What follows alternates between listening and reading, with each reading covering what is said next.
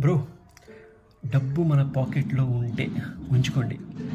మన బ్యాంక్లో ఉంటే అలానే కదిలించకుండా అలానే ఉంచుకోండి.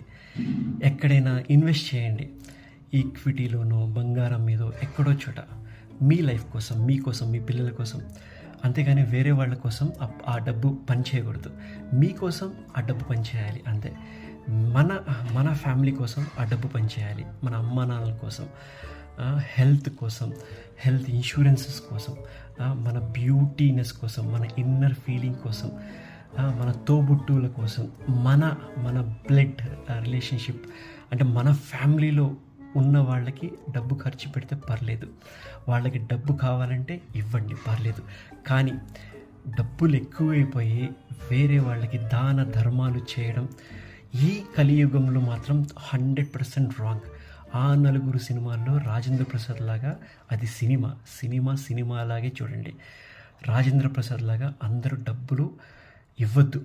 అది సినిమా హిట్ అవ్వాలి, అదే సంథింగ్ మంచోడని చెప్పి చూపించారు, కానీ అది నడవదు. రియల్ లైఫ్లో అస్సలు నడవదు. ఎందుకంటే ప్రతి ఒక్కడు ఈ ప్రపంచంలో సెల్ఫిషే. మన దగ్గర డబ్బుంటే అంటే దాని మీనింగ్ మనం ఒక బెల్లం జాగరి.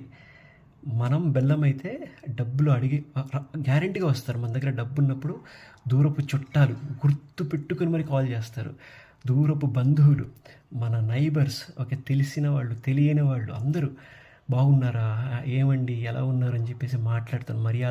ఆ మర్యాద మన ఫేస్ చూసి, మన స్టేటస్ చూసి రాలేదు. మన దగ్గర డబ్బు ఉందని చెప్పేసి వస్తుంది. మనం బెల్లం అయితే వాళ్ళందరూ ఈగలు.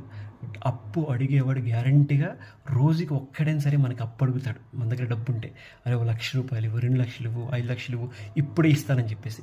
ఇన్ కేస్ మీకు ఇవ్వాలని ఉంటే మాత్రం ప్లీజ్ ఆన్లైన్ ట్రాన్స్ఫర్ చేయండి. ఫోన్పేతో చేయండి, గూగుల్ పేతో చేయండి, చెక్తో చేయండి, ఏదైనా సరే లీగల్ వేలో చేయండి. అండ్ మధ్యవర్తి మినిమం 2-3 తెలిసేలాగా వాళ్ళ ముందు చేయండి, నేను వీళ్ళకి డబ్బు ఇస్తున్నాను అని చెప్పేసి. అండ్ స్టాంప్ మీద, పేపర్ మీద రాసి సాక్షి సంతకాలు తీసుకోండి. బ్రో, ఇది చాలా ఇంపార్టెంట్. ఇది కలియుగం. డబ్బులు తీసుకునేటప్పుడు జనాలు నేను ఇస్తాను, ఎల్లుండే ఇస్తాను, ఒక 10 రోజులు ఇస్తానని చెప్పేసి అబ్బా ఏం యాక్ట్ చేస్తారో. కానీ డబ్బులు మళ్ళీ తిరిగి తీసుకోవాలి అంటే ఈ రోజుల్లో మన అసలు మనకు వస్తే చాలు అన్నట్టు ఉంది. వడ్డీ దేవుడు ఎరుగు.